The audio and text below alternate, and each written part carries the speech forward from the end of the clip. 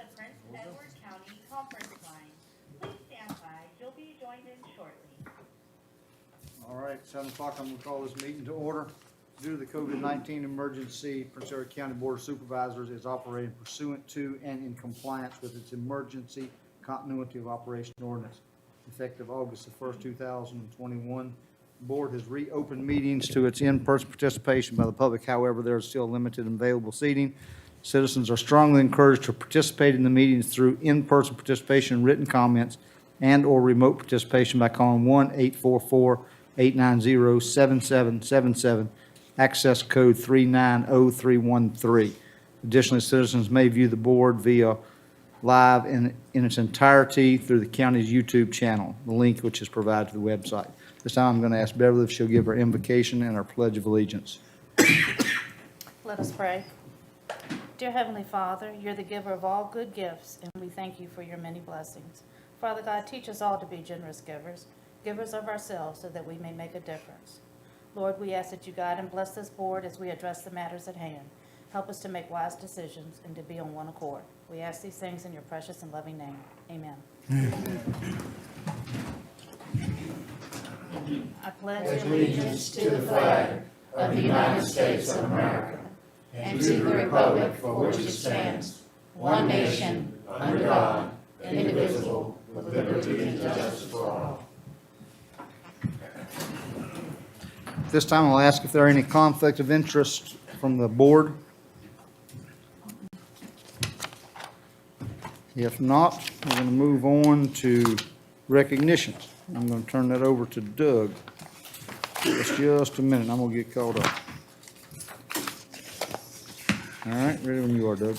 All right. Well, it's not usual that we get compliments. Usually I get calls and I get emails about concerns of maybe the actions of one of our employees or something they failed to do. But it is very pleasant when you're able to get some recognition of one of our employees and their hard work and efforts. I want to read an email that I received.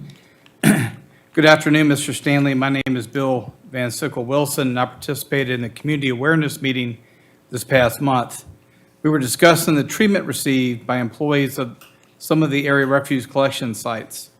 James E. Tarleton Jr. is an employee at the Singleton Road facility. I spoke up on his behalf in reference to his willingness to go above and beyond to assist community residents when disposal visits are made. I know there was a lot of opinions about the negative treatment some have experienced at different sites. Mr. Tarleton is an excellent employee and is always at the ready to help in any way he can. He greets his community residents as soon as they enter the gates. It would be my recommendation he receive some type of recognition for his diligence and the service he provides on a regular basis to his community. Having had more than 30 years' experience in customer service industry myself, he is a prime example I would want to represent our community. Thank you for sharing and willingness to hear us as a community and acknowledging our concerns and opinions.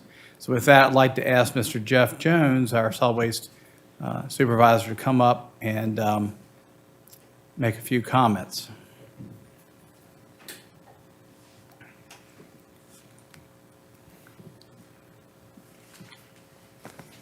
Good evening, everyone. Good evening.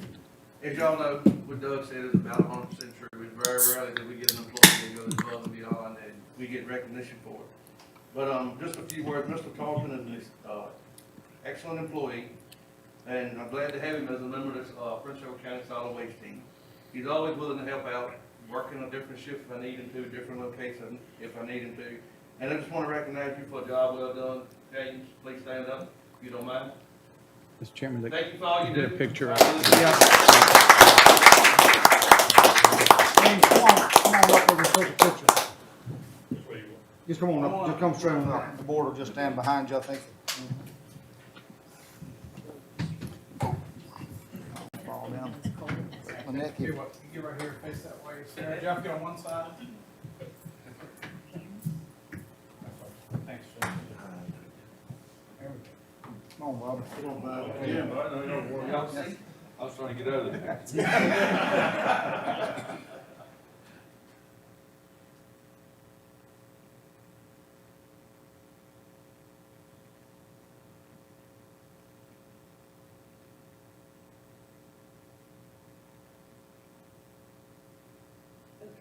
All right. Once again, thank you, James. Yes.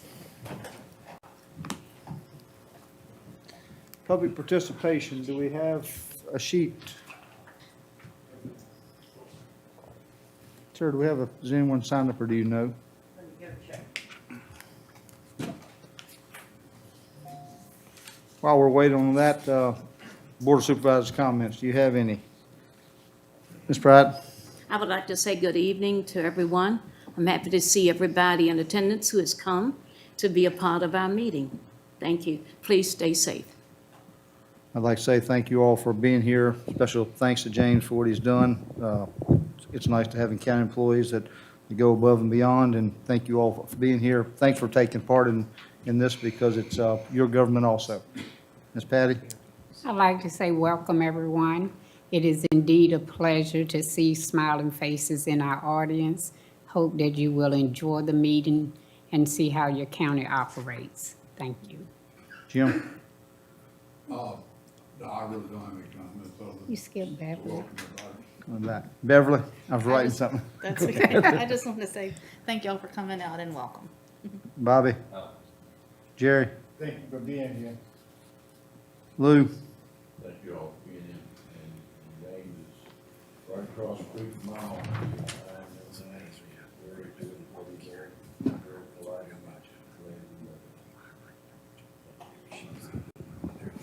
you. Okay. Is Megan Newcomb? Yes, ma'am. Yes, ma'am. Come on to the.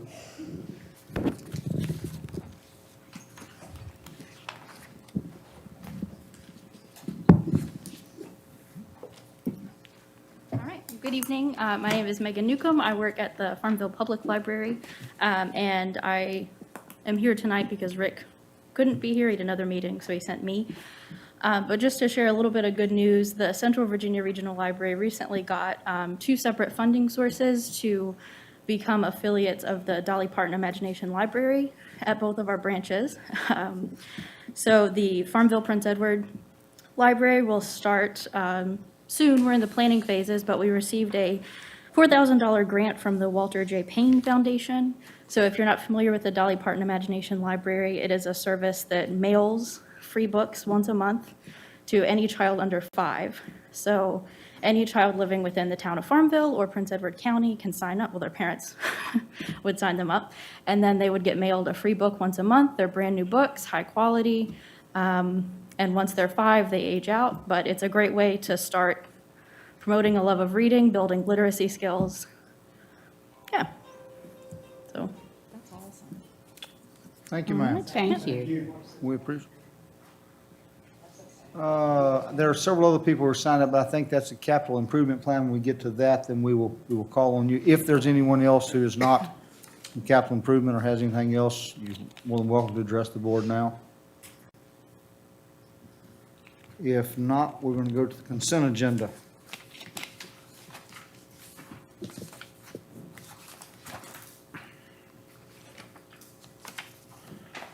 Well, the board has had a copy of everything in the consent agenda. Are there any additions or deletions or corrections? If not, I move approval. There's been a motion made for approval. Is there a second? Second. There's been a properly seconded. Ms. Pride? Yes. Myself, yes. Patty? Yes. Beverly? Yes. Jim? Yes. Bobby? Jerry? Yes. And Lou? Yes. So moved.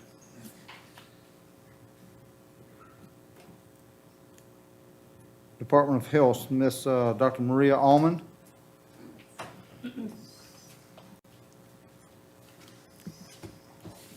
Board, Mr. Stanley, thank you so much for inviting me to come. As you know, I'm our new incoming district director for the Piedmont region of the Virginia Department of Health. And it is such a pleasure to serve here in my community and to be part of the noble efforts to improve the well-being of our community.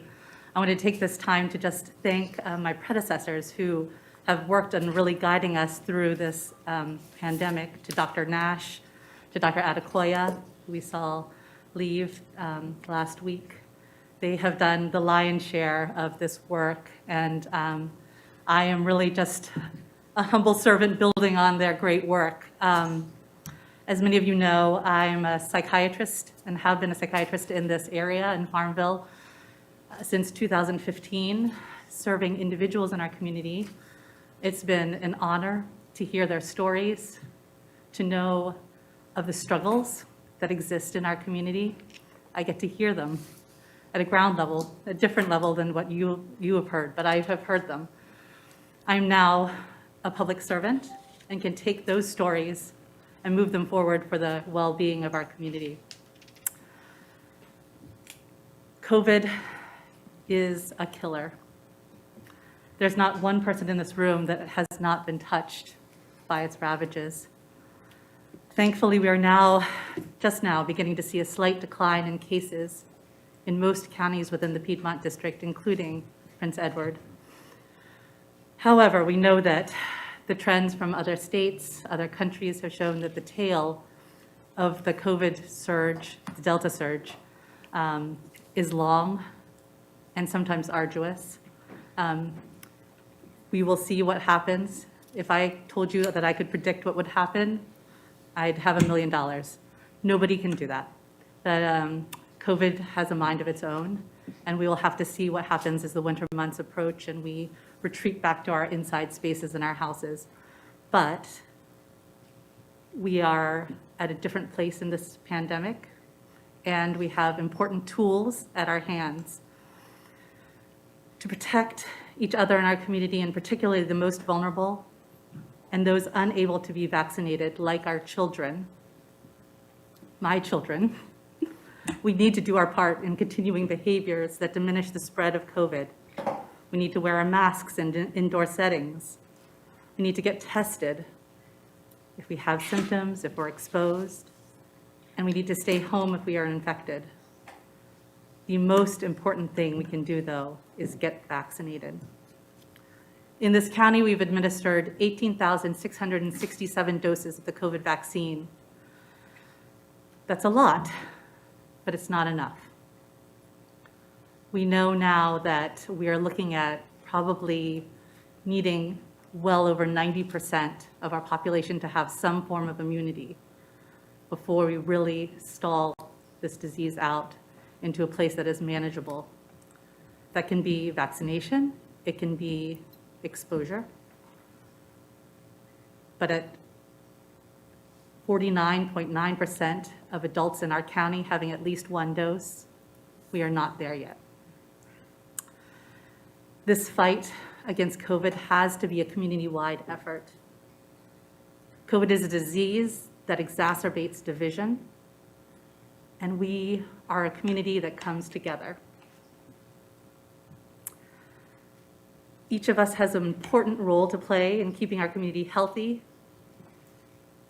As long as there are people to infect who have no or even partial immunity, COVID will continue to spread. Please, please do your part. Protect yourself, your family, your loved ones. Get your COVID vaccine. Every pharmacy in town will give it. We are administering COVID vaccine clinics around the district. Our health department's on a rotating basis of at least a day a week in which they will administer it. And soon, hopefully, by the end of the month, early November, we will have vaccines for all people ages 5 and up. Thank you.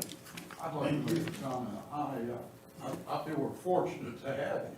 I read your background and bio, and I told your husband I felt that way. Oh, thank you. I have told many people that one of the proudest decisions in my career has been coming to the community. I started off becoming a doctor wanting to be a rural physician, and it's hard to get there sometimes. I am very happy to serve here. Thank you. Thank you. All right, Scott from the town of Farmville.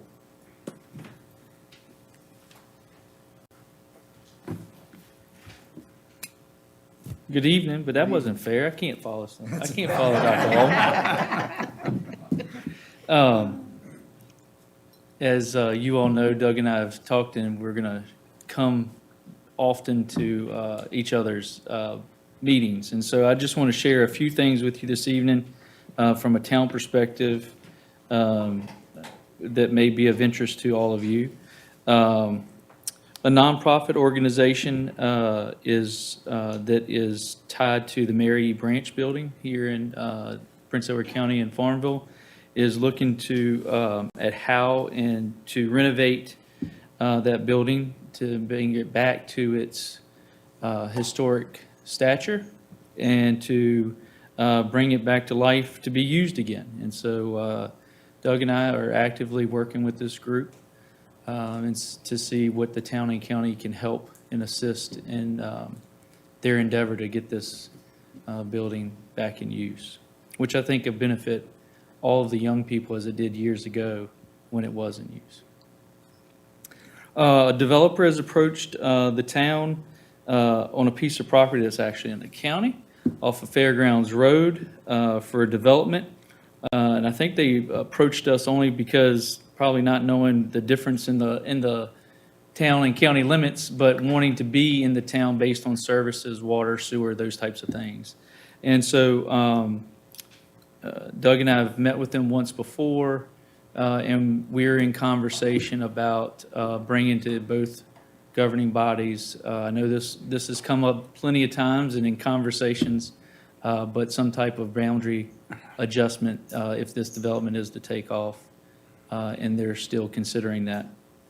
And actually, I think it's safe to say that we got the message, I think, the last time that the town approached, and we know the parameters of not pass the bypass and all those types of things. So we're kind of looking at a big overall map together, and maybe it'll be in pieces, but maybe it'll be something as a whole. We're also working with your engineering firm that you have, Timmons, for the new access road at the industrial park site off of Commerce Road in regards to a new access road to go into that park, but it's dependent on an existing sewer line that's in that area that we need to find the best alternative for and working with them. And I'll be working with Doug on that as well. The town is changing the South Street Conference Center. As you know, for many years, there's been a meeting room downstairs. I've been looking at, since I was in the position of town manager, of how do we get our recreation department from the upstairs of the sports arena on the other side, outside of town, into the middle of town, so it's more convenient for people when they're coming to town offices and everything else in town. And so council's agreed that we're going to take away that meeting space and use it as offices for our recreation department so that we can have a more convenient location for our citizens. And as all of you know, it's not just technically for the town. I mean, our football program has a lot of county students in the population from the county outside of the town limits. And I'm hoping that by doing this, that down the road, that hopefully the county and the town will have team more in the recreation area than we have in the past. The other hot topic, I'm sure for you all, just like it is for us, is ARPA funds. What are you going to do with it? Where are you going to spend it? Where's the best place to spend it? And I can tell you that we've got plenty of upgrades that we could do at our water and sewer plant and water and sewer lines within the town. Infrastructure is a big and somewhat easy component to use that money for. But we're also going to be looking at potentially, obviously, some recreational activities that's related to COVID from this. And probably, I think the council's looking towards more of having some public hearings once we have some of those plans laid out. So be happy to take any questions, but that's my story for tonight for all of you. Any questions from the board? If not, Scott, thanks for being here. Thank you all. Thank you for the updates also. I guess we're not ready for public hearing yet. We're gonna go, is Scott online? Is Scott here? VDOT. He's coming next month. He's in Okay. Cumberland tonight. All right. Are there any issues that need to be brought to Scott? Any matters? Lou or Bobby, either one? Jerry? No, I'm good. Ms. Pride? I have a question. Yes, ma'am. In Hampton, Sydney, where they're working on the roundabout, will that building remain or will that be? I think it's coming down, the house on the, Right, I right. think it's coming down. Okay, thank you. And just tell Scott, let's see, he's getting to work on Copper Hill Road, as far as paying the residents there thrilled about it. You, good. You relay that message. Yes, sir. There's some shoulder work that needs to be done on the Abilene Road, some big potholes around the edge of the pavement. Okay. Pretty deep. Which end, Adeline? This end? North end? The other end looks nice. They've got a, what, mile and a half or so. It looks good. They need to keep on coming, right?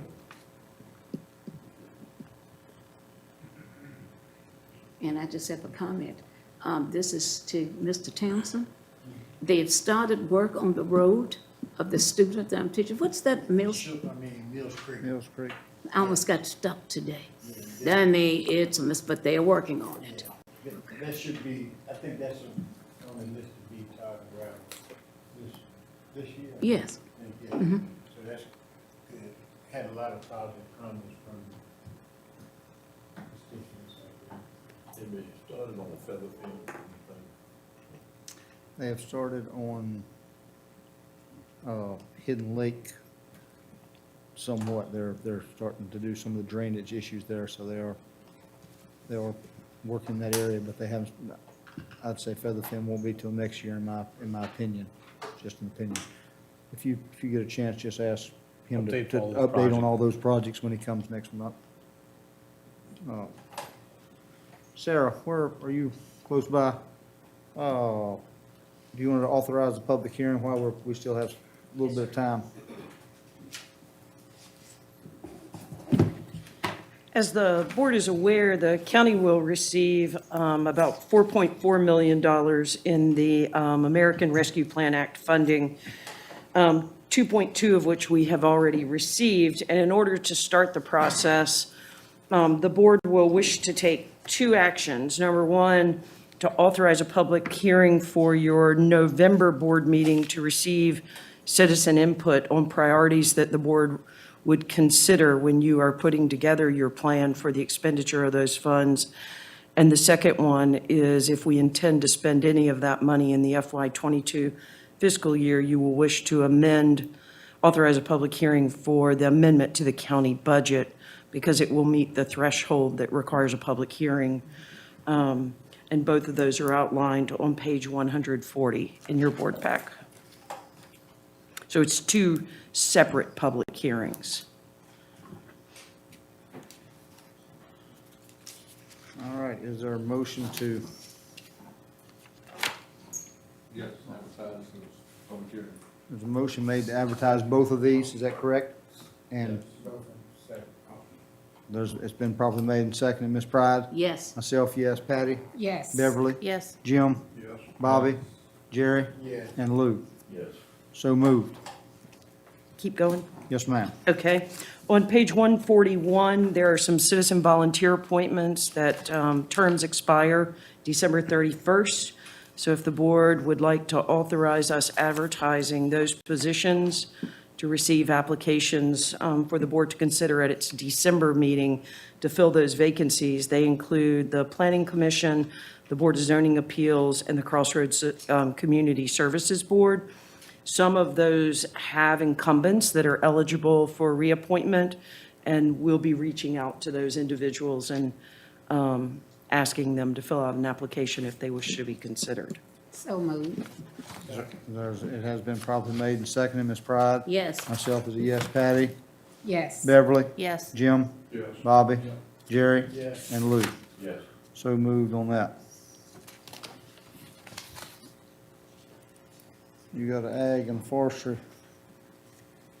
Do you want to wait on this one? This is part of your CIP, All right? or I can go ahead and That's right. discuss it, and then you can act on it at following your public hearing on the capital improvements plan. We've got 5 minutes, go ahead. Okay, so there was just announced the Governor's Agriculture and Forestry Industries Development Fund, designed to support equitable and sustainable local food systems by investing in infrastructure.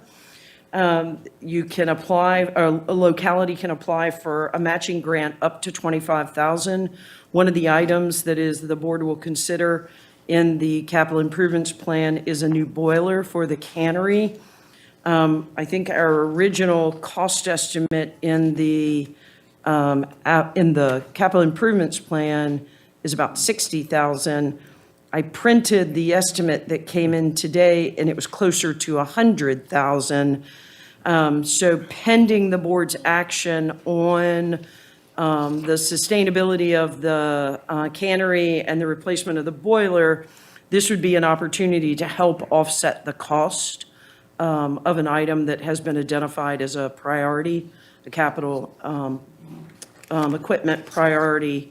So the board, should you so choose, to pursue this grant application, you'd wish to authorize the submittal and then authorize the local matching funds that would be needed for the grant, which were originally estimated at $35,000, but I think we're going to have to refine that based on the estimate that Randy Cook received today. So if you want to hold that pending the public hearing. I think the reality is, CIP or not, we'll have to replace the boiler, and better to replace it with some state funds than all county funds. But And Those CRC, boiled cannons dead. that's right. CRC would. Yes, sir. would Yeah, help we've with- talked help to with Melody, writing and that. she's just waiting for the board's action, and the cost estimate we received late this afternoon, and CRC staff was going to work on that. So we want to wait till CIP, we'll, what do you, I think, again, I think it's, no matter where, we're not sure we get the grant anyway. I think getting the grant, still not going to change the priority, but if we can get some state dollars to offset the cost, then let's go ahead and get Melody moving on it. with the board's recommendation to get CRC to start on this grant? Right, yep, because we get 49 years out of the next boiler. That's correct. That's right. That's You won't have to replace it again. You and I probably won't replace it again, Bobby. Just play excuse that. That's right, that's right. I guess, do we need a motion for that? Yes, sir. So moved. There's a motion been made. Is there a second? Lou seconded. Ms. Pride? Yes. Myself is a yes. Patty? Yes. Beverly? Yes. Jim? Bobby? Jim? Jerry? Yeah. And Lou? Yes. All righty. Then that's a call Melody and ask her if she would get started on that too, please, ma'am. Yes, sir, we will. Thank you. And we're about a minute away, so we're gonna back up to the public hearing.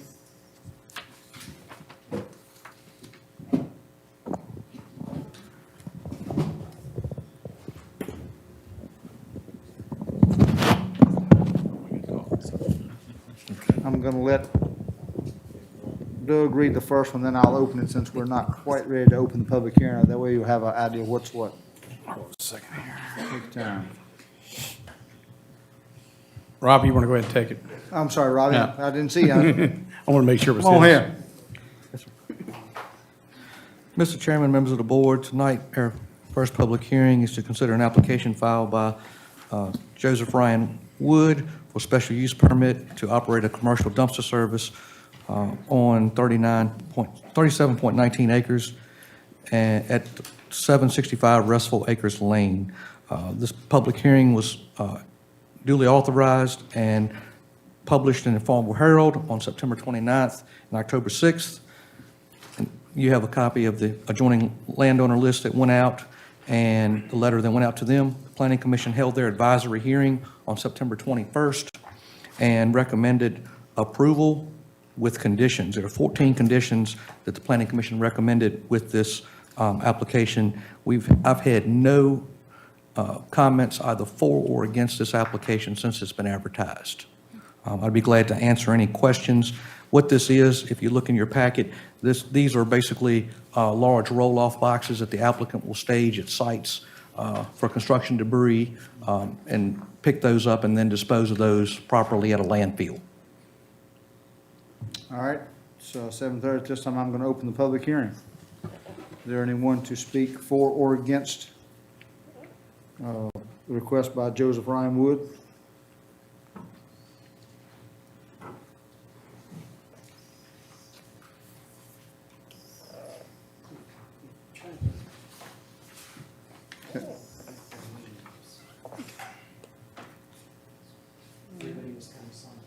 Gotcha.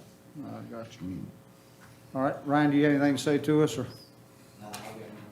Okay. Since there's no one speaking for or against, I move approval with the provisions added by the planning commission. Close the hearing. I'm gonna close the public hearing, and I'll take your or your motion to accept. Is there a second? Second. All right, before we do, Lou, go ahead.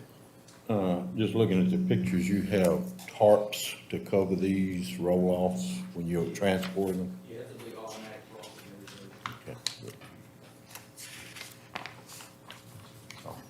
Okay. Any other questions? The most you have expanded, when you expand is 15? I thought I read that. Yeah, that's right. I don't know. Probably everything is, came through the, or Bobby, came through the planning commission. There was there any, There was one phone call called in, but they did never, there's some confusion there. But nobody spoke at the planning commission meeting. Yes, sir, Mr. Chairman, we had one call in, but they were just looking for information.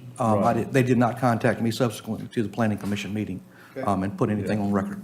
Yeah, so we went through smooth. anything else? I do see that that you did cite the section 4-2105, 200.15 in that, as far as what has to be done, roll-offs and things. Is that correct, Robbie? Yes, sir. Being a trash and dumpster site, our county code does require it to be screened with an opaque fence of durable materials, and I have incorporated that into the conditions. Any other questions from the board? If not, I think this motion's been made and properly seconded. Ms. Pride? Yes. Myself is a yes. Patty? Yes. Beverly? Yes. Jim? Yes. Bobby? Yes. Jerry? Yes. And Lou? Yes. All right. So moved. Second public hearing, go ahead, Robbie. Yes, Mr. Chairman, members of the board, a second public hearing is to consider a ordinance amendment to enable solar energy revenue sharing. This would apply to large sites, not small sites. If you notice, we've approved one site that's a 5-megawatt site. That wouldn't be under this program. Under this program in state law, this would assess a revenue share up to $1,400 per megawatt annually. And this would replace the machinery and tools tax valuation.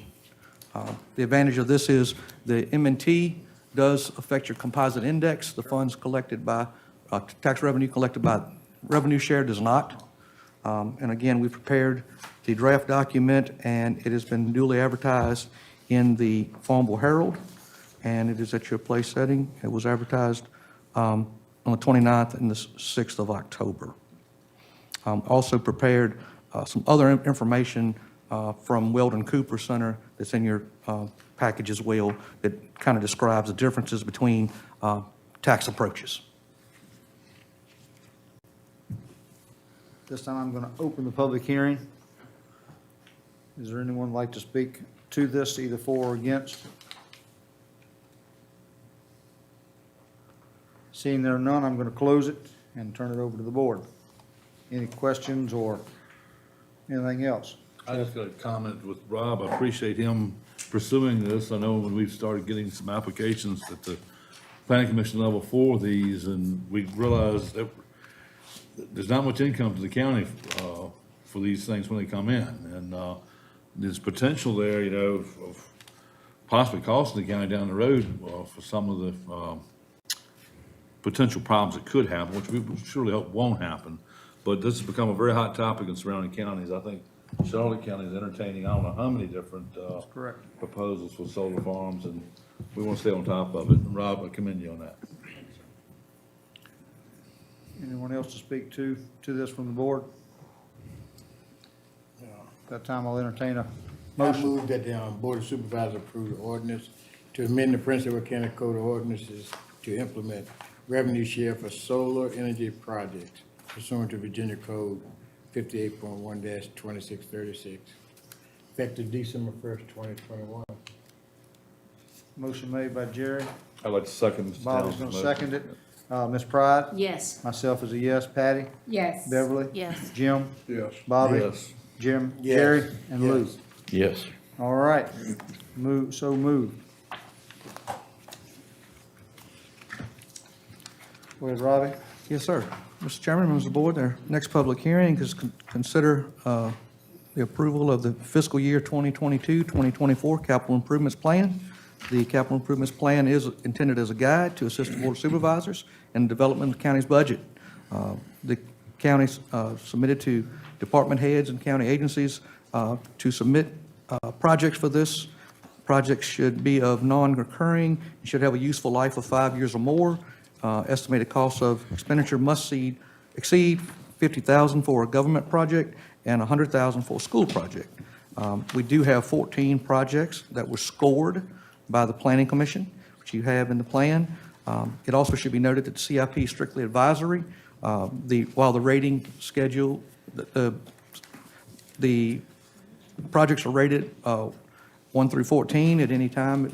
You could move one up if you get funding, like you were talking about a little earlier for different projects, the funding is available. This public hearing was advertised properly in the Farmville Herald on September 29th and October 6th.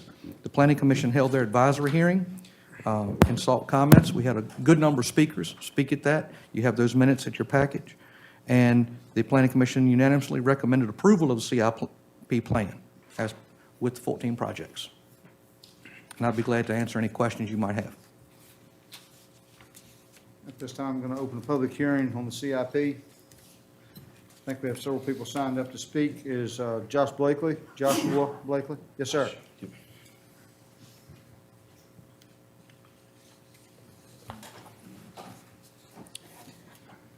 Members of the Board of Supervisors, county staff, and members of the public. I'm here tonight to advocate for the capital improvement plan, specifically the elements related to capital improvements in our school system. Many of the people here have heard me speak previously in favor of these initiatives and more. An ever-present feature of my previous remarks has been the inclusion of my son Noah in my call for more resources for the school. Noah is in 4th grade at PECPS and is loving school, his teachers, and learning. He's a great student, an avid reader, and an inquisitive eagle. I could not be more proud of him. And because he's so engaged with the world, he's also keenly aware of the deficiencies in our school. He sees the leaks in the hallway, particularly the ones that drip into giant trash cans, sometimes for years on end. He smells the mildew and wonders what causes it. When he's daydreaming in class, as I'm sure we've all done, he stares out the window to find his blacktop being mowed due to all the weeds growing through the cracks. Frankly, he and most everyone in the school community knows just how much work needs to be done. Years of deferred maintenance and budget deficiencies has left us with a facility that is woefully out of date and in a sad state of repair. Mushroom heads grow out of the floorboards. Our traffic flow for drop-off backs cars onto the main road into our town at precisely the time when many people are trying to get to work. Afternoon pickup leaves parents and caretakers circling to find sufficient parking to retrieve their children. Our campus-style facility leaves children exposed to elements during inclement weather and open to security risks. In most counties, 5th grade is still considered an elementary grade, but not here in Prince Edward. The size of our building won't accommodate them, putting 10-year-olds into close contact with young adults on the verge of driving. In short, our elementary school needs massive work. And all of this leaves us as a county tremendously vulnerable. Around my place of work, when someone gets married or announces a pregnancy, the conversation quickly turns into the coming decision-making around schools. When our son Noah was just a thump on the sonogram, I had coworkers and mentors advise us to move across the county line, to get into Buckingham, or, failing that, to commute from Richmond. I know I'm not alone in that conversation. Many other young parents struggle with this and ultimately end up leaving this county so their children can have better educational opportunities. Imagine how many taxpayers and active citizens we've lost in this county as a result of insufficient schools. While I do believe there are operational and instructional things that should be improved in our schools, and please trust that the school board has heard from me on those things, I firmly believe we are not giving our educators a fighting chance to soar when we clip their wings right off the bat. A new or renewed school won't fix all of the issues we face, but it's definitely a good start. We can't address the other issues while our principals are chasing leaks around the building and teachers are worried that their ceiling tiles are going to crash in on them. I started my remarks talking about my son Noah, and I'd like to end them tonight by telling one more story. We haven't hidden any of these processes from him, and instead have used it as a teaching moment around issues of civic engagement. He listened on the live stream as I addressed the school board in September. He attended the County Planning Commission meeting and asked a million questions of me. He is learning about what it means to advocate for a community and to fund big initiatives. After the last school board meeting, he asked me what decision they made. When I relayed the remarks of our representatives about how children are worth it and this is too important to let fail, he beamed. I told him that the next step for this plan is to come before you all tonight to discuss possible funding sources.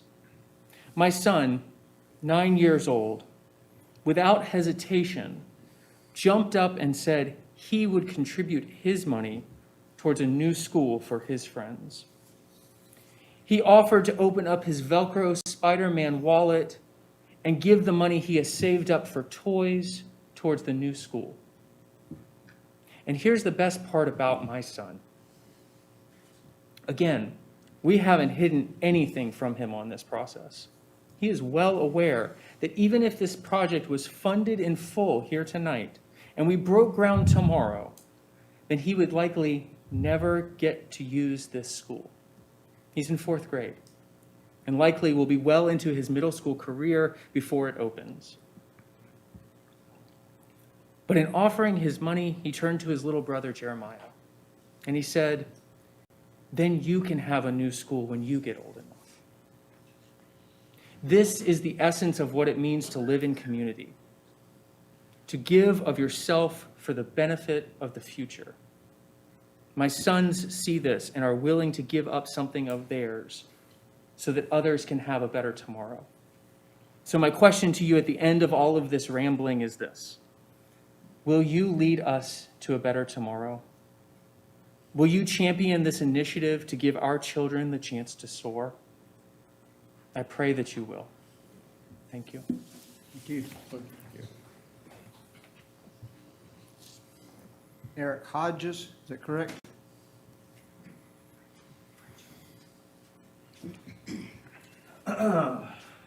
That's also a pretty tough act to follow. So my name's Eric Hodges, and I live in Rice, Virginia. And I'm here tonight to speak on behalf of myself, my wife, and our 2 small children. We have a 3-year-old and a 6-year-old daughter. The 6-year-old is currently in Prince Edward Elementary School, and she's having a great time. She loves her teacher. So tonight I kind of want to echo the remarks that Josh had made in advocating that you all approve the capital improvement plan, and specifically focusing on the comprehensive renovations that were recommended by the school board. And I wanted to sort of share my story of coming to this particular community, share some brief statistics, and then just a few other remarks. I was hired by Longwood a couple of years ago to come to Prince Edward. And when my wife and I were making the decision to move to this particular area, the most difficult decision that we faced was regarding where we're going to send our kids to school, education. As you all know, Prince Edward struggles on some of these metrics regarding the quality of public education, high teacher turnover rates, aging facilities, low test scores, et cetera. But ultimately, my wife and I decided that we wanted to be a part of the community, and we were going to take a chance on the school system. But I have a lot of colleagues who made different decisions and decided to move to Chesterfield County or Albemarle County, places where they could have access to better public education. So I guess what I'm saying with that is, if we want to attract young families to this particular area, we're going to have to improve the quality of our education. And I know you all are very well aware of the benefits of public education, but I wanted to read a few statistics that I ran across when I was looking into this particular issue. The first is that high school dropouts are more than twice as likely to be unemployed and 3 times more likely to receive welfare assistance. And these are national statistics, costing billions of dollars nationally each year for government-funded assistance programs. The second is that improved education greatly increases tax revenue, right, such as a return of at least $7 for every dollar invested in K through 12 education. And then the final is that 41% of all prisoners have not completed high school, compared to 18% of the general adult population. The annual cost of incarcerating an individual is $32,000, while the annual cost of a public education is about $11,000 per individual. So even though it's going to be an investment, I know it's going to cost money to do this. In the long term, it's actually going to save us money. It's a good economic investment.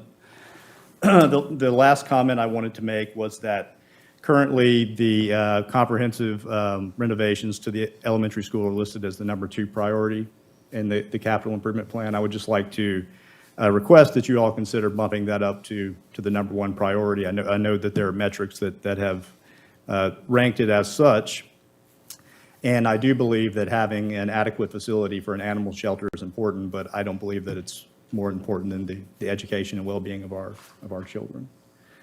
And I guess the last thing I would say is I know that this is going to require generating revenue within the county, whether that's an increased sales tax or seeking federal or state grants.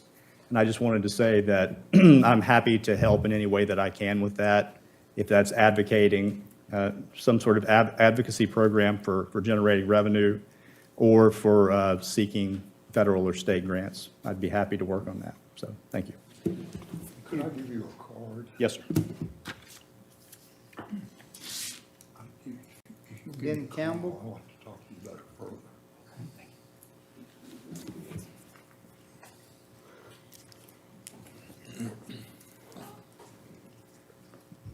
Hi, it's good to see all of you here tonight. My name is Ben Campbell. I live at 903 Edmond Street here in Farmville.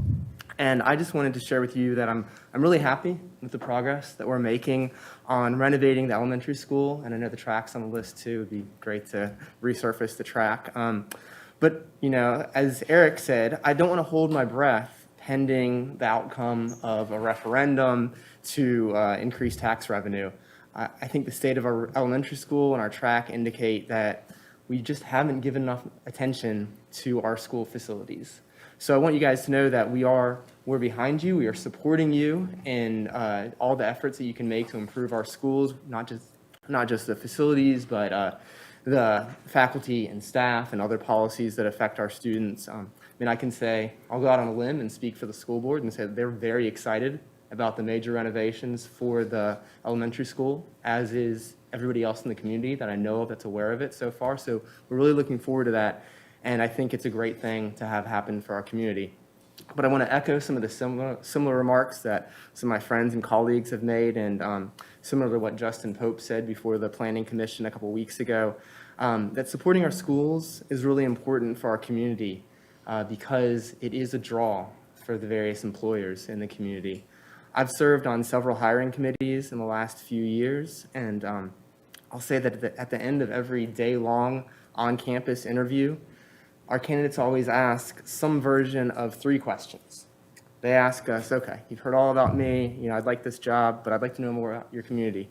Number 1, what's there to do around here? And I'm always ready to say that Farmville is the nexus of a ton of state parks. I'm in the biology department, so I just assume that people are into outdoors things. So I go there right away. We've got lots of state parks, tons of hiking, lakes, fishing, all that kind of stuff. We got the river, so lots of stuff going on. It'd be nice if we had more municipal parks and municipal pool, and I'm glad to hear that maybe the Farmville Rec Center is gonna get a new office. But that's the first thing to ask, and I feel like I can answer that question pretty well, right? The second thing they ask is, well, do you have good restaurants here? And I'm like, yeah, you would not believe how many good restaurants we have for a town this size, right? We've got like 2 family Italian restaurants. We've got Merck's, we've got Riverside Cafe. We've got 2 coffee houses now. We've got Effingham's. We've got lots of good restaurants. You'll be amazed by how much good stuff there is in Farmville and greater Prince Edward County. Then they always say, what about the schools? And I gotta be honest. Right? And I say, they're okay, they're all right. So I just want to end with saying that I would love to have the day come where I can say, oh, we've got great schools. We're all accredited. We have really good test scores. We have great faculty and staff with really low turnover, but we're just not at that point now. So I really just want to say that I'm supporting you guys in the efforts that you're making to turn that around. I know it's going to be a long-term effort, but as Eric said, it's an investment, and it's an investment that pays dividends, and it'll make a lot of things a lot better for almost all of us. So thank you for your work. I appreciate it. Thank you. Thank you. Is there anyone else to speak to the capital improvements?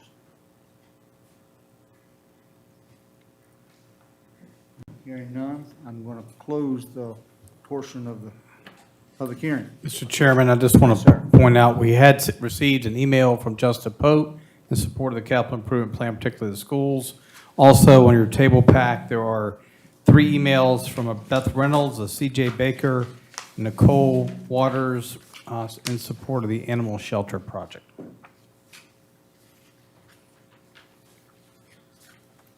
All right, it's up to the board. I'd like to say thank you all for being here to speak also, that's from my point of view.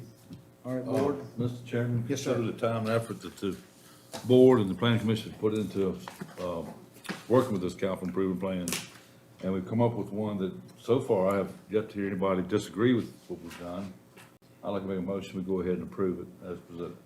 Is there a second? Second. Been properly made and seconded, motion, Ms. Pride? Well, I just have a comment. Yes, ma'am. I agree with the second young man who spoke. I wondered how the animal shelter would have priority over the school. Now, I've always thought that. But something else I would like to point out, and Mr. Stanley, this is from your memo, item 11C. It says, once the plan is adopted, individual project priorities may change throughout the course of the year. It is quite possible that a certain project may not be funded during the year indicated in the CIP, and I think that's very important to note. Yes, ma'am. Thank you. Any other comments from the board? All right, now we'll take a vote. Ms. Pride? Yes. Myself, yes. Patty? Yes. Beverly? Yes. Jim? Yes. Bobby? Yes. Jerry? Yes. And Lou? Yes. So moved on the CIP.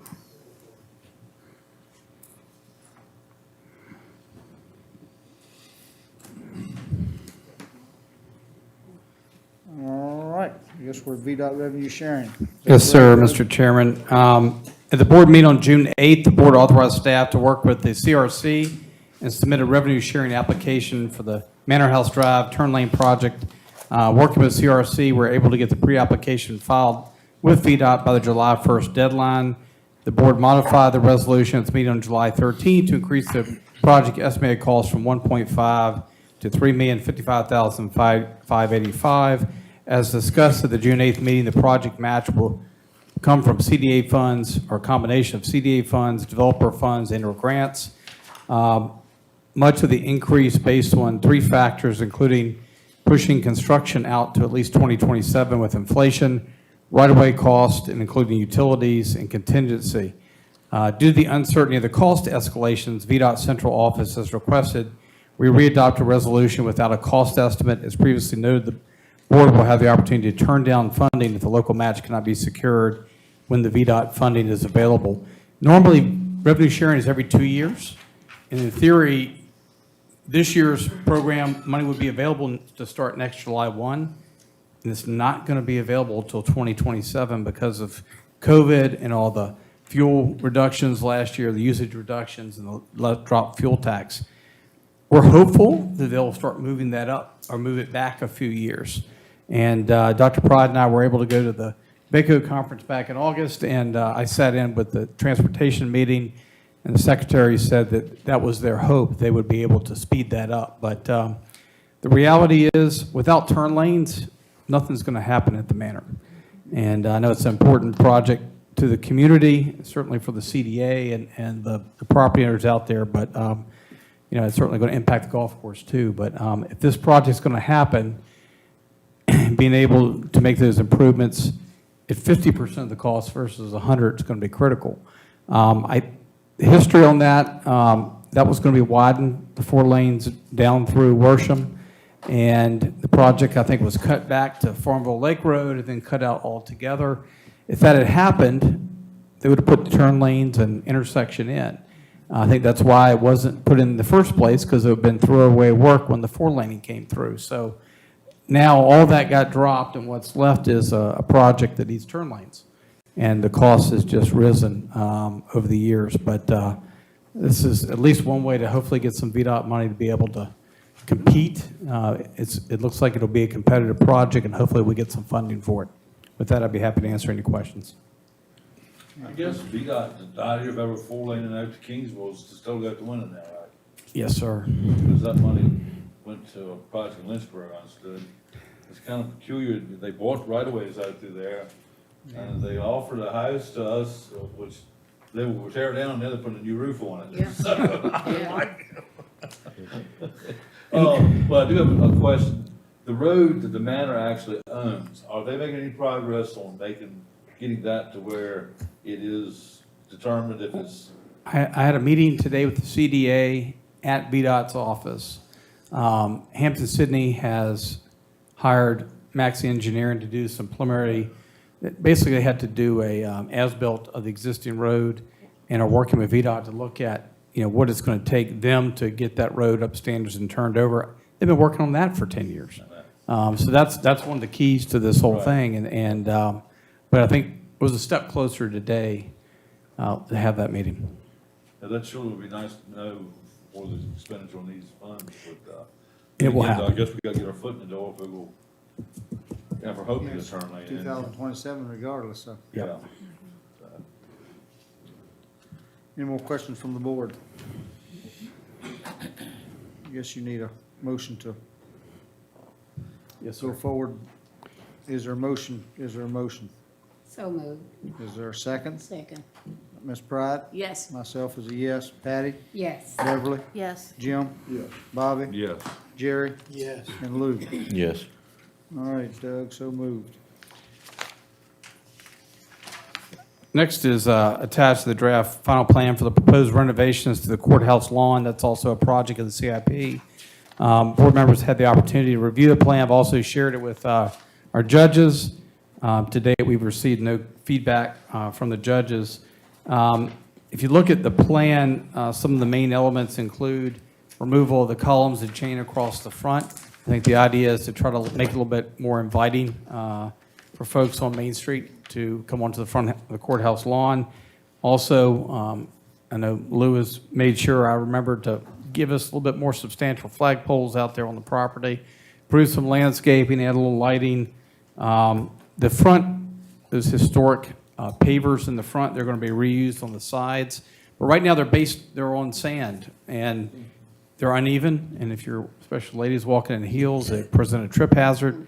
We're going to replace that with pavers on the concrete surface so they're smooth and even, and again, fix those wings. But try to dress up, make the courthouse lawn green space that we can be proud of on Main Street. With that, I'd be happy to answer any questions. Any questions? You need a motion to proceed with that? Yes, sir. We'd like to get a motion to approve the plan and authorize us to proceed with construction phase plans. So moved. Is there a second? Who's second? Ms. Pride, Yeah. Pat, Ms. Pride? Yes. Myself, yes. Patty? Yes. Beverly? Yes. Jim? Yes. Bobby? Yeah. Jerry? Yes. And Lou? Yes. So move. All right, Doug? Next is a request, Sandy River Distillery, Inc., would lease in property located at 150 Ridgemont Road, excuse me, that's at first, disregard the first paragraph. Sandy River Distillery will be leasing property out near the outfitter to establish a distillery.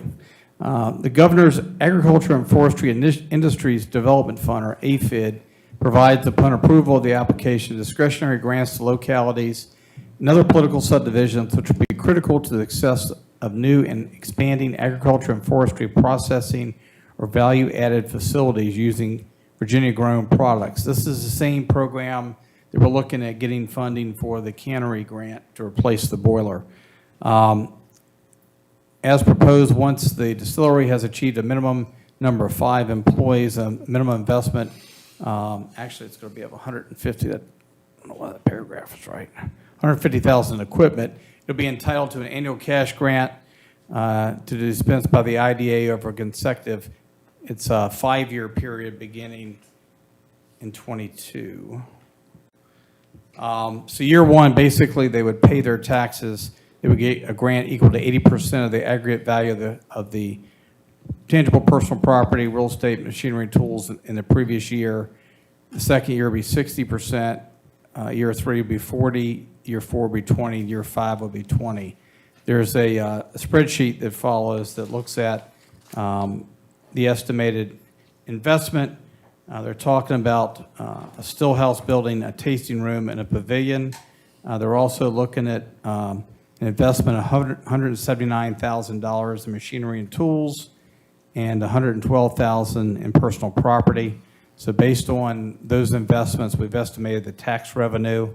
The AFID grant, we've talked to the state, they're estimating about $20,000 to $30,000 in grant funding for the project, which we would have to match.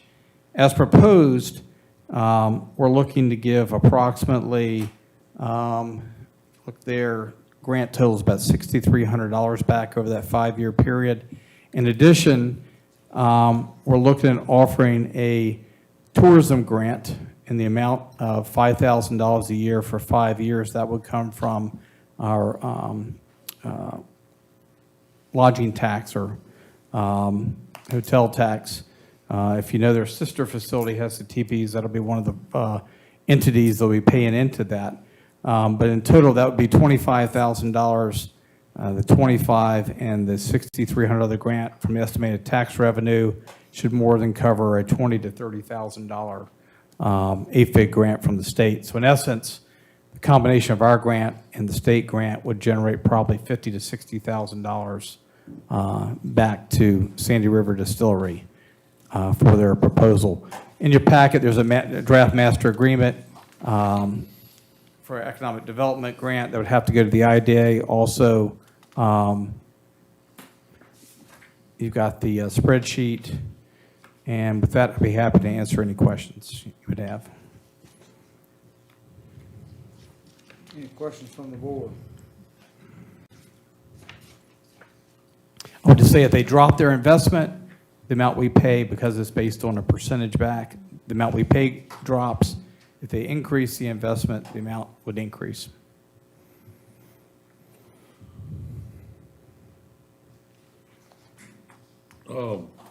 I had a chance to visit with Mark Smith today. This sounds like a pretty adventurous deal they got going on. I know he's generating a lot of traffic into our county with what he's already got there. So I'd like to make a motion to approve helping them with this grant application. Is there a motion made? Is there a second? I'll second. A motion made and seconded. Question. Yes, ma'am. Go ahead. If you're going to be invested in that business, should you be voting? I would say if you're investing in the business, you should not be voting. Conflict of interest. Yes. Okay. Is there anyone on the board invested in that? All right. Ms. Pride? I have a question. So Yes, Bobby, ma'am. this is in your district? Right. Okay. You know where the teepees are on Rough Green Bay Road? You got to see the teepees. Right past Go on, San What is it near? Ma'am, What is it near? do you know where Frank Arena used to live? Sure. Right in his front Joins- yard. Okay, Yeah, okay. joins his As and you your drive draw. down Green Bay Road, if you're coming back towards 460, See them? and that's the only people that also go, what are those teepees doing out in this field? Okay. But- we'll take you on a tour. But yes, it's, he nice. keeps those It's things nice. rented, I mean, it's, and he has a lot of nice activities out there. And I don't, Mark, well, I will say this, Mark has asked me about growing grain for the distillery, but I don't think, would that make me invest in it? I mean, I'll gladly abstain. Abstain. If you're gonna get paid, it makes you invested. Okay, we'll ask. Yeah. we'll I ask think it'd be Bobby to clear, abstain. Terry would probably be clearer for him to abstain, just. That's Yeah. fine. All right, Ms. Pride? Yes. Myself, yes. Patty? Yes. Beverly? Yes. Jim? Yes. Bobby's gonna abstain. Jerry? Yes. And Lou? Yes. All right, so moved.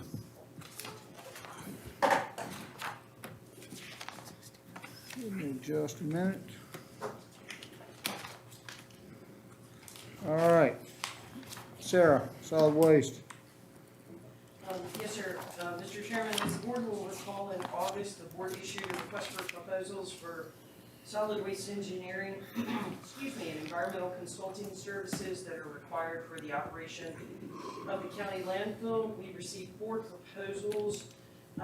Following a review of the proposals, the county staff panel interviewed 3 firms. The interview panel then ranked the firms based on the presentations and the interview process. Based on the cumulative review of each firm, the unanimous staff recommendation to the board is to engage the services of Labella, formerly known as Joyce Engineering. Labella is a full-service engineering consulting firm with an outstanding environmental services team. They provide engineering and environmental consulting services, as well as operator training and construction management services to local governments, private municipal solid waste operators, regional waste authorities, and private industrial operators. As the board is aware, the county has used the services of Resource for about the last 30 years. The county attorney has reviewed the draft contract.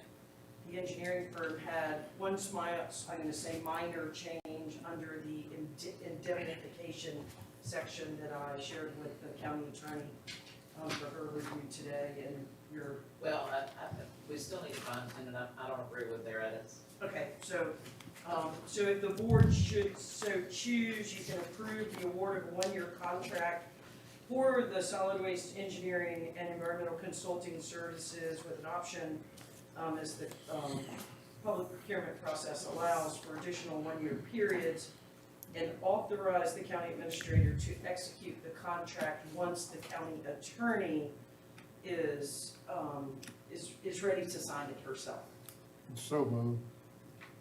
Second. There's a motion made and seconded, Ms. Pride. Yes. Myself is a yes. Patty? Yes. Beverly? Yes. Jim? Yes. Bobby? Yes. Jerry? Yes. And Lou? Yes.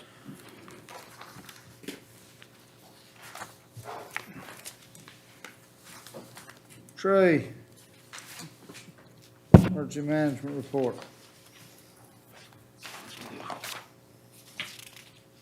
Good evening, Board. Good evening. Good evening. I got Mike out up here.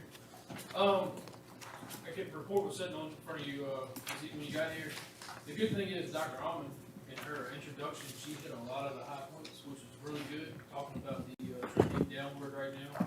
But obviously, we have to stay the course and make sure we continue to go that way. Your case numbers and your vaccination numbers are on your front page. Small uptick in vaccination rate for the county so far. Health department is still offering those clinics, trying to get more people involved and get those shots. The last scheduled testing event is this Wednesday, but I understood this evening that it probably is going to continue through November now. I haven't seen that officially yet, so I don't want to tell y'all for sure, but I think that's the conversation that's happening. And then on October 22nd, there is another vaccination clinic at the gym, that obviously the county will support as far as the facility goes. Your EMS numbers, under public information, we continue to post public information out on the website, Facebook, and message boards. We still have that second mailer that's being in the holding pattern right now, waiting on CDC and health department to let us know about booster shots. We submitted and received a large order of PPE from the state. This was a free shipment. Basically, they had some surplus stuff that was sent over. We asked for enough. Hopefully, this will help support and sustain fire, EMS, law enforcement, county, court, and school systems for the rest of the year and into the next year. And we continue to support the health department at the gym. Any questions? Any questions from the board? Thank you, Trey. Thank you. County Attorney's report, Terry.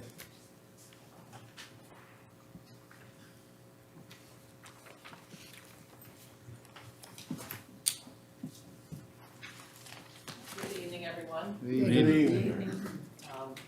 Well, we've had a busy month. Looked over the contract there. I'll say Doug and I worked on the distillery contract, and anyway, good things happening with the county, moving in the right direction. If I get my arm healed, we'll be all. She says she's going to be ready for spring training next year, so. That's right. That's right. Anybody have any questions, concerns? Any questions from the board? One quick question, Terry. Robbie and I had spoken earlier this week, and it was brought up that the planning commission, everything had included the, I guess that 200-4-200-15, I guess is, or .15. I think that we as a board, we're out of compliance in the county with pretty much all of our sites. We're requiring everybody else to have this. It's something we need to look at. I'm sorry. With our refuse, Screening. screening, Okay. it's required to have opaque screen if it's visible from the right of way or adjoining property or whatever else. All of our sites, Well, I guess it would depend on when that went into the ordinance. that's what he was gonna look at and see. That's Right. what I was just gonna check and see. Because our sites might be grandfathered in. Correct, but just if you would check, I've had some people call me and ask me, said, since they were requiring it of everybody now, where were they as far as that's concerned? So I was bringing it up to the board.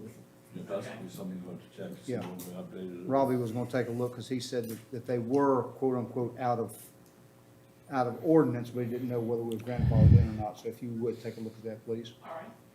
That's certainly something that we're going to try to correct with the new site upgrades, starting with Rice in the coming year. Yeah, I don't think it'd be a bad idea to do it no matter what, but, or it'd be mandated to do it because of being out of compliance, I'm not too sure on that, because, gosh, I can't remember who was at the, Jonathan Pickett did all the, sites, that's been a while back. Right. Just need to look and see when Yep, that was, when it was. when it was, and see where we are, because somebody that called me, and I called Robbie and asked him, he said, bring it up tonight, and just get you to look into it and see, Okay. if you would, please. Any other comments or questions for Terry from the board? All right, thank you, ma'am. Thank you. Doug, up to you for the report. Mr. Chairman, members of the board, as you know, my wife Jenny, a teacher at Prince Edward County Middle School, recently contracted COVID-19 and was ultimately hospitalized both here locally at Central Southside and ultimately at Central Lynchburg, where she received excellent care at both facilities. Good news is that as of last night, she's home and recovering. I wanted to take the opportunity to express my sincere thanks on behalf of Jenny and our entire family to the board, to staff, and citizens in the community for all the prayers, the meals, and support that you've offered. We are truly grateful and appreciative of the Prince Edward County community embracing and supporting us, the prayers that certainly lifted her spirits during these trying times. I would ask that you continue your prayers as she recovers. If she had not been vaccinated, I'm quite sure she wouldn't be here today. I plead for each of you to protect yourself, your family, and your community by getting vaccinated. Thank you. A couple other things I wanted to highlight from the last few weeks. Last week, county staff completed interviews for the position of county building official. As you know, Corey Leatherwood's going to retire at the end of December. We interviewed a total of 5 applicants. Interview panel included myself, Finance Director Cheryl Stimson, Planning Director Robbie Love, and John Pringerman, our Planning Commission Chairman, who also does construction on the Hampton-Sydney. We hope to have Corey's replacement on board by early November. We talked about the animal shelter with part of the CIP tonight. I wanted to note the county received an inspection report from the Department of Ag and Consumer Services, Office of Veterinary Services regarding the operation condition of the shelter. We were cited with 7 non-critical violations that staff will be in the process of addressing. Some involve the condition of the shelter, again, that highlighted the need to ultimately get that facility replaced. Convenience site, again, we're working with Timmons. They had a crew on site last week to do some survey work to obtain necessary information to complete the facility design. The goal is to have a draft site plan in the next 30 to 60 days. Industrial Park Access Road, they've completed the preliminary road redesign and drafted right-of-way easement plats, and I've given those last week to Terry, and we're going to work on getting a deed and present that to some of the adjoining property owners for consideration. The school board met this past week to discuss the elementary school project. They have recommended option number 3, and we'll have that on the board's November 9th agenda for discussion formally. Crossroads, Mr. Barrett of Barrett PC completed the forensic audit, and he made a presentation to the Crossroads board a couple weeks ago. Dr. Pride and myself were there in attendance at that meeting. After discussion, the Crossroads board made the decision to move forward with a Phase 1B, which has Mr. Barrett coming back to review all transactions. Those include checks and wire transfers back to July 1 of 2020, which includes FY21 and the first quarter of FY22. He has been on site this week. He'll wrap up his field work tomorrow, and hopefully we should have a report back to Crossroads in the next week or so. The last thing, Chelsea has been working on a grant with the Virginia Economic Development Partnership through the Virginia Business Ready Sites Program for funding to take the data center site. As you know, we're working to go from Tier 2 to 3. This would take it from Tier 3 to Tier 4. And the funding that we're spending on Tier 3 can count towards the match on that grant funding. The total request is about $1.7 million for that project. And that's all I have, unless there are any other questions. Any questions from the board? All right, Doug, VACO voting credentials. So we've got the Virginia Association of Counties conference coming up second week of November. As part of that, the board has to designate its voting delegate and alternate for the VACO's annual business meeting. And I believe, Mr. Chairman, you have a conflict. I do. And Are they still going to have, as far as we know? as far as we know, I guess it's getting close to time. They're going to have to make a decision if they change anything soon, I would think. But you know, Dr. Pride's going, Patty's going, Beverly, let's see, Jerry, Mr. Townsend's going, Mr. Gil's going. Dr. Pride's our vice chairman, so I would think since David's not going to go, step it down to Ms. Pride, and I suggest Patty Cooper be the alternate. Still move. All right, there's been a motion made to, in that order, Ms. Pride? Yes. Myself is a yes. Patty? Yes. Beverly? Yes. Jim? Yes. Bobby? Yes. Jerry? Yes. And Lou? Yes. All right, so moved. You got that written down? Yes, sir.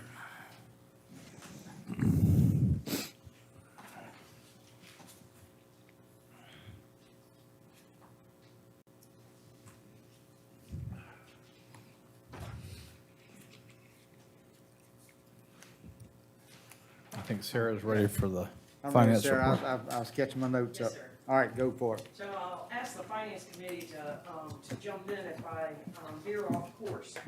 So there are 5 items on page 187, some of which had documentation with no discussion because we did not want to preempt the meeting of the Finance Committee by sharing with the board any recommendations. So item A, which is the proposed FY23 budget schedule, the Finance Committee recommends to the board adoption as presented. It's very similar to our budget, work schedule in the past, so I'd make a motion that we approve it. I mean, we can always make alterations if we need to, but, I'll second. pretty much every Tuesday for about 3 months. Yes, sir. All right, it's been a motion made and seconded. Ms. Bryan? Yes. Myself, yes. Patty? Yes. Beverly? Yes. Jim? Yes. Bobby? Yes. Jerry? Yeah. And Luke? Yes. Item B is a request from the registrar, and she is here tonight. On page 189 is the letter from Registrar Lynette Wright regarding a pay increase for her employee, Caitlin Bryant. The recommendation from the Finance Committee is that this item be tabled for consideration during the FY23 budget process, as the board is consistently trying to get away from considering especially salary increases mid-year and keep them part of the budget process. I don't think we need a vote on that. That's kind of been the status It's quo of really the board the for way we operate. some time. It's standard operating procedure, so that's the reason why we went, and we're just about 2 months away from that anyway, so we can bring that up starting in our February meetings. Are there any questions from the board on that? All right, go ahead, Sarah. Okay. Item C is the request from the Prince Edward County Health Department, I'll say / Piedmont Health District, regarding carryover funds from the FY21 fiscal year, and I'm not sure I wrote down what I think y'all's recommendation was to table this pending the determination of needed capital improvements to flooring and other items, and discussion with Dr. Allman, since she is now new to the position, to determine how best this funding can be reinvested in the health department and the health district. And that can be brought back to the board in November. Correct. All right.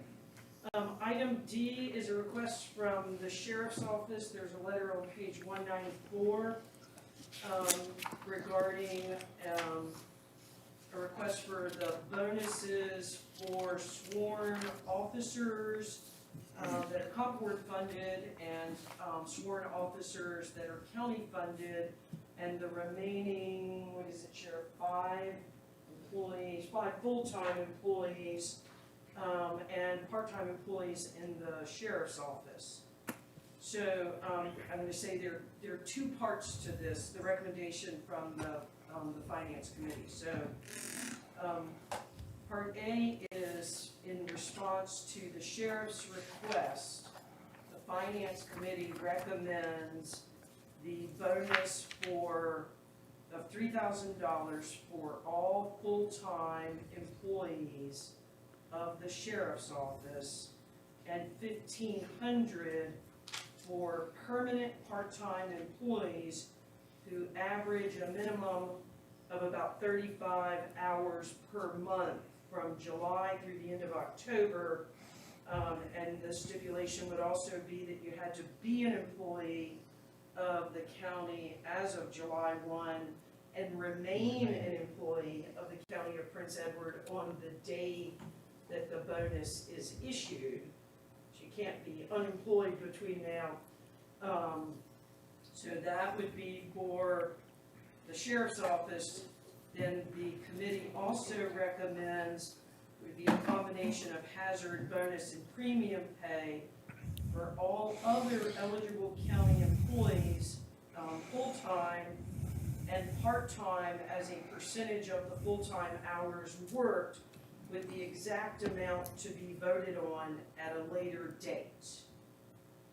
And so what we would be asking you to consider tonight is to authorize, because this has to be done by ordinance, will you be authorizing, advertising a public hearing on a draft ordinance that would include all of those components, and then ultimately the board would have the opportunity to deliberate and act on that at the November board meeting.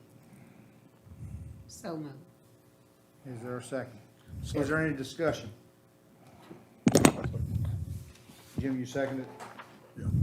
All right, it's been properly made and seconded. Ms. Pride? Yes. Myself is a yes. Patty? Yes. Beverly? This is for advertising, right? This is for advertising. Okay. Yes, ma'am. Yes. Jim? Yes. Bobby? Yes. Jerry? Is this including the sheriff positions too? The Sheriff's sheriff already- is part of that, but it's, the That's from the sheriff comp board, was, right? That's, yeah, That's from the the comp majority of board. the sheriffs are comp board funded. That's right, But so, it would include the remaining employees, that are not comp board that- funded. but the finance committee was specifically recommending, made a recommendation for the sheriff's office in the amount. Question, Jerry? yeah, Go ahead. is the money gonna be paid before November the 30th? Cause that's when it gotta be Yep, paid. that's the plan because we have to pay it out by the Pay it 30th. by Yep. November the 30th. Yes, sir. The comp board funded, yes, sir. So the board would act at the November meeting, which would give Cheryl the ability to have the payroll executed prior to the state deadline. That what you want, Sheriff? Yes, sir. Okay, Jerry's a He yes. was in the Yeah. sheriff was in the Okay. finance committee. all right. Lou? Yes. All right, so moved. And then And the that will last- be, that is just for the advertisement, then it will be, Right. then it'll be up to the board to decide who, what, and how before the 30th. Item E is the continuing discussion of the residential refuse decal. There had been some discussion about the possibility of making the decal a revenue source, so we took that to the finance committee for deliberation. The finance committee is recommending to the board that we table this pending a conversation with the treasurer. As the board will recall, for many years ago, we all used to have the motor vehicle license decal. So our citizens are still paying the motor vehicle license tax, but we don't issue the decal. So the finance committee's question is, instead of creating a new decal, would it make more sense to just to go back and issue a permanent motor vehicle license decal, which, you know, the citizens are already paying the tax for, and then make it a permanent decal, not one that has to be changed every year? Because the real impetus behind this is to eliminate out-of-county dumping, especially at the sites that are along 460 where we know we're picking up trash from adjoining counties. So if they had the county, the Prince Edward County motor vehicle license decal, that would in essence accomplish the same thing without creating a new program. So the Finance Committee's recommendation to the board is to table this and let staff have a conversation with the treasurer about reinstating the issuance, and instead of it being an annual decal, it would be a permanent decal that would stay on your vehicle unless you sold it or whatever, and then you get a new one. I like that. There are a couple things, I think Cheryl mentioned, that we should check in to see exactly how much these decals would run the county. And then I guess you got the other problem, which I don't know, well, it could be a problem. Somebody gets issued a decal, and I guess that's right, they've got to pay the fee because they paid that along, that's right, I've answered my question. Yeah, They gotta pay that. Yeah, they pay the fee. Yeah, they gotta pay that with their The fee is a personal. tax. Yeah, the Yeah. personal The fee is property tax, actually a yeah. tax. And that, we've got ways of revoking their permits if they don't pay that. So the So, benefit of making it permanent instead of annual Right. is that you have the one-time cost, and most people keep their vehicle for multiple years, and the decal wouldn't be damaged, so we wouldn't have to issue them every year, Yeah. but it will accomplish the same thing, which is to give our employees the ability to determine who's in county and who's not. And this way, the vehicle would have to be licensed and garaged in Prince Edward County. How would you replace it if something happened to the vehicle? They'll have, Come see the treasurer. I do have a question. What do people like that live in, the town of Pamplin, that live in Prince Edward? I think they get their own decal through town of Pamplin? So that would probably be one of those details that the finance committee and the board will work out. So Ms. Booth, one of the things we did in my last county is Yes, and what about the town of we would issue a $5 waste decal. This is kind of what we talked about, like with farm vehicles that didn't have a decal. You could buy a $5 waste decal that looked about the same, but it had waste decal on it, and you place that on your vehicle. So there's a fix. But, so anybody in a town, whether in town of Farmville or Pamplin, if they wanted to go out, they're county citizens, they certainly have a right to do that, but because they weren't buying a county vehicle license necessarily, they could get a waste decal sticker. So, sir, I have a question. So if someone came without a decal, who would be at liberty to telling that individual he cannot dump trash there? The employee at the site? Yes, ma'am. correct.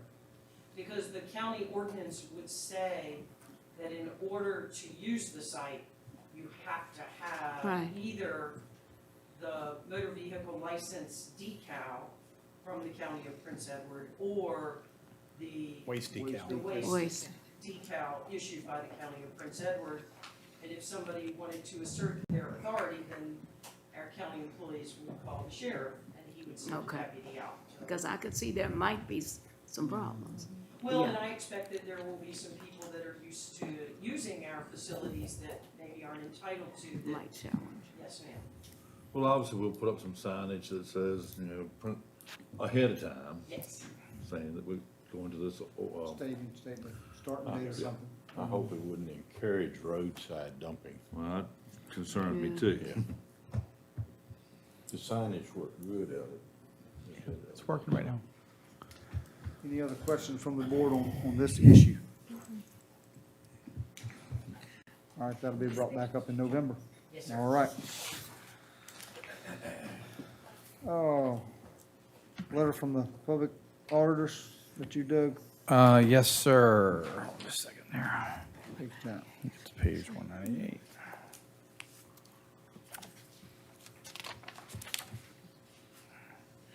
We just wanted to note that we received a letter from the Commonwealth Collections and Remittances of the Treasurer, Commissioner of Revenue and Sheriff of for Prince Edward that indicated year ended June 30, 2021. Their primary objectives were to determine that the officials had maintained accountability over Commonwealth collections, established internal controls, and complied with state laws and regulations.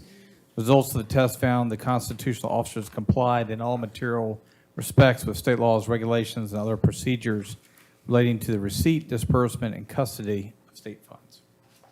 Congratulations. Letter from the Piedmont Area Council also. Yes, the letter was sent to thank the board for its $2,500 quarterly donation. It states, because of your ongoing support, we're able to offer services to veterans and their families. I think item 26, you have a copy of all that, is that correct? In the board pack. It's in the board packet. 27, do we have something else to add to that? 27 is review, it's the board mileage reports. Okay, mileage reports. About 28, is there anything that? Personal property tax relief act. So PPTRA, as you know, I guess Governor Gilmore, we did away with the personal property tax, and the state froze the amount available. And so each year, the board has to take action to approve the reduced percentage, because as the total value of vehicles in the county increases, while the amount of the money that the state provides to offset remains the same, so that percentage decreases each year. Last year, you were at 33.75%. This year, Lawson Headley has estimated that it will be 30.5%. Will be the tax relief that will be provided from the Commonwealth. There's a resolution in your packet. We need you to adopt that such that the commissioner and the treasurer can finalize the bills and get them out to the citizens for payment. So moved. There's a motion to make, and Jerry seconds. Ms. Pride? Yes. Myself is a yes. Patty? Yes. Beverly? Yes. Jim? Yes. Bobby? Yes. Jerry? Yes. And Lou? Yes. All right. I think the last item there was just the Visitor Center report for September of '21. All right. Is there anything else, any questions, comments from the board?